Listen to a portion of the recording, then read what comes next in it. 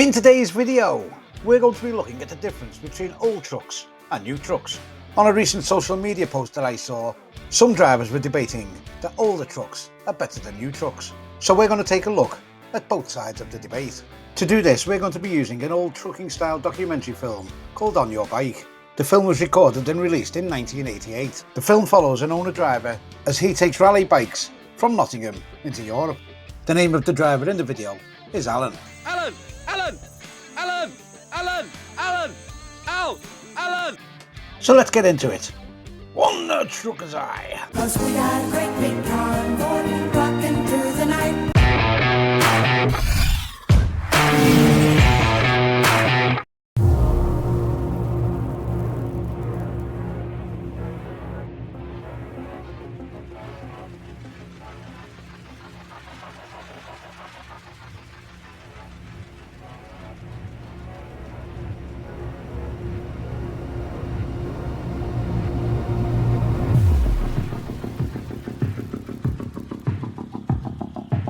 Ah yes, fantastic 1988, the year when Bros broke into the chart. When will I be famous? Jason Donovan still had a bad mullet, Nothing can divide us. and Cliff Richard had a mullet and was still boring us with Christmas songs. Christmas time, mistletoe and wine. It was also the year that films like Who Framed Roger Rabbit hit the big screen.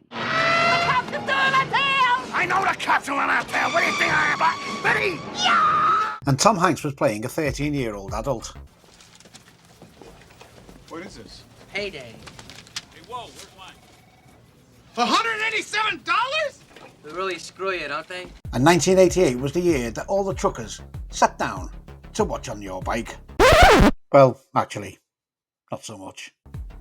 One of the first things you might notice in the documentary film is how noisy the cab is as Alan's talking as they're driving down the road. The job's like life in general, you only get out of it what you're prepared to put in it.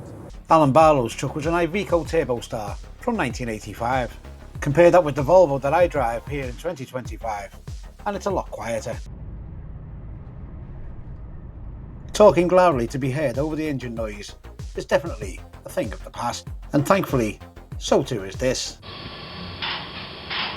None of those monotonous gear changes in the modern day trucks. It's very hard in this day and age to buy a truck with more than 2 pedals. Thankfully in this day and age, full of 13-speed constant meshes and 8 and twin splitter gearboxes are no more. Who really wants to be faffing about with the left foot and umpteen gear changes when there's absolutely no need for it? Surprisingly, there are many drivers that would still like a clutch and a gearbox. But for me, it's anything that makes your life easier. You might notice that in Alan's cab, there is not a lot of room, especially above your head. You wouldn't be able to stand up in Alan's cab. But most modern day trucks, not all mind, will have extra headroom. This, coupled with the flat floor, or almost flat floor, that most cabs have these days, means that most people can stand up and even stretch above their heads in the modern day cabs. These days most cabs are also equipped with fridges and freezers. Of course, back in 1988, microwaves were starting to appear in most kitchens in households, but finding them in the cab of trucks wasn't even thought about. Also back in 1988, rear visibility was really poor. As you can see in Alan's cab, there was only 2 mirrors. Contrast that with the 6 mirrors today's cabs have, or even the mirror cam systems. Automatic panning is a function which allows the main rear view on both sides to automatically follow the trailer when going forward. When driving forward with a trailer connected, automatic panning is enabled by default. It activates automatically based on steering angle and speed. And I think you have yet another win for the modern day truck. But there is definitely one area in which the modern day truck excels. On the 1st of May 2006, digital tachographs became mandatory for all newly registered commercial vehicles in the European Union. This move saw the beginning of the end of the old analog tachographs. In the documentary you can clearly see that Alan's truck has an analog tachograph. Knowing exactly what drive time you'd done was educated guesswork, unless you were like Alan and had one of these. These were the devices that drivers would use to calculate driving time, rest periods, other work and periods of availability. These days, with digital tachographs, everything is added up and displayed on the dashboard. But there are some things on modern trucks that weren't even thought about in 1988. So let's take a look at some of those.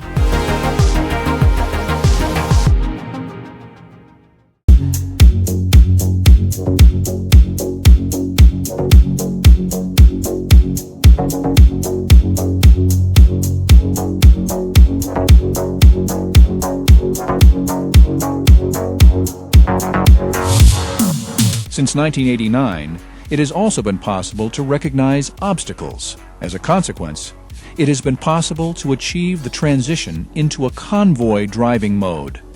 That short clip was from another documentary in which they were explaining that from 1989, the ability for a vehicle to adapt its own speed behind other vehicles had been invented. In 1988, when Alan was driving his Iveco Turbo Star, Alan's truck might have had a basic cruise control, but here in 2025, many trucks have this brilliant system. Just out of shot, my feet are nowhere near the pedals. Setting the adaptive cruise control on the truck means that the truck will react to the traffic in front. Even when you get idiots in cars who think that the 200-yard marker is the perfect place to move over when they want the next exit and start braking, the truck reacted by slowing down, and once the car moves off the slip road, the truck will do all the accelerating back up to the speed that the cruise control is set at. As you can see, the adaptive cruise control is set in blue here at 56 miles per hour, and the truck gently accelerates back up to that speed. Another superb feature of modern vehicles is that big thing on the left hand side. Ever more increasing numbers of modern trucks are fitted with truck sat-navs. Whilst back in 1988 the best way to find your way around in a truck was by using one of these. Modern truck sat navigational systems have also done away with the need for drivers to stop at a garage nearby to where their destination is to read the local A to Z. In 2025 you only need one truck sat nav, but in 1988 you needed one map for every single city that you went to. Being a driver in the UK could get expensive. Being a driver like Alan around Europe, you'd need a whole host of other maps too. There is one more thing that I'm going to take a look at before we end the video. Back in 1988, these systems weren't available, but even here in 2025, they're still not on a lot of trucks. But I'm going to explain why this next system should be mandatory on all cabs, which are sleeper cabs.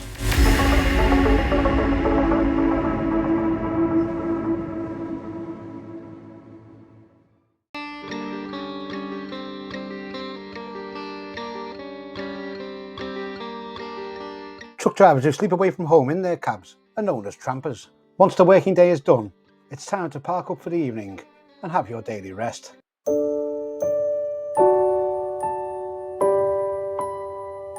Throughout the 1980s, the night heater in a truck became ever more common. Here in 2025, night heaters and sleeper cabs go hand in hand. Night heaters are a basic human necessity for when the weather is like this. The snow may have stopped falling here, but temperatures across much of the country are forecast to plummet again tonight. Night heaters provide the driver with cab comfort during rest stops, and they negate the requirement to run the engine to keep the cab warm. After all, a well-rested driver is not a tired driver the next day at work. But these days we're being told about the weather getting hotter. 2025 is officially the hottest summer on record. Knocks the infamous summer of 1976 out of the UK's top 5 warmest, meaning they've now all occurred since the year 2000. Most trucks these days are fitted with air conditioning as standard. Back in 1988, trucks in Europe very rarely had air conditioning. European truck manufacturers were late adopters of air conditioning, becoming an option and then standard in many trucks by the 2000s and 2010s.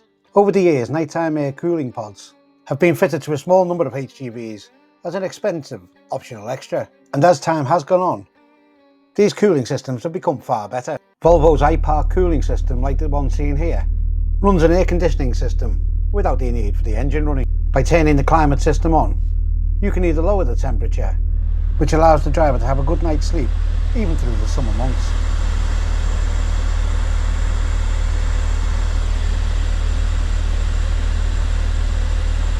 And of course, turning the dial the other way will heat the cab to the desired temperature for the colder months. The brains of the iPark cooling system are these 3 big fans underneath the bonnet.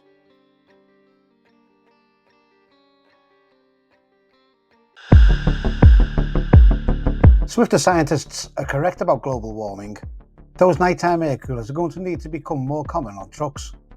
For me, if a truck needs a night heater to keep a driver warm in the winter, then surely for the hotter months, these cooling systems need to be standard, just like night heaters are, on all sleeper cabs going forward.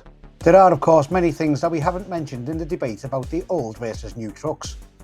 Other things like headlights are far better on more modern day trucks. LED lights instead of bulbs mean that you'll very rarely have a light out. Newer trucks with the advances in technology are certainly far better than their older counterparts. But there is one thing that the newer trucks will never have above the old trucks, and that is character. Incidents and accidents are a regular occurrence on the motorways. Seeing a run-of-the-mill modern day truck after it's had an accident is unfortunate, but I'm sure you all seen the Knowles Transport stricken scammer after an incident on the M1 motorway a few days ago. Hopefully the company can restore the truck once again, but seeing the scammer in that state after an accident really is a shame. It's time for us once again to get back on the road and off to the next video, and who knows just where that'll be. There may or may not be a clue on the screen right now.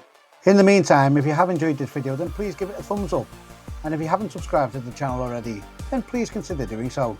Don't forget you can always buy me a coffee using the QR code on the screen right now, but there is obviously no obligation to do so. But just before we go, I do have one final question. Was this a wig? I'll see you all next time. Wonder Trucker's Eye.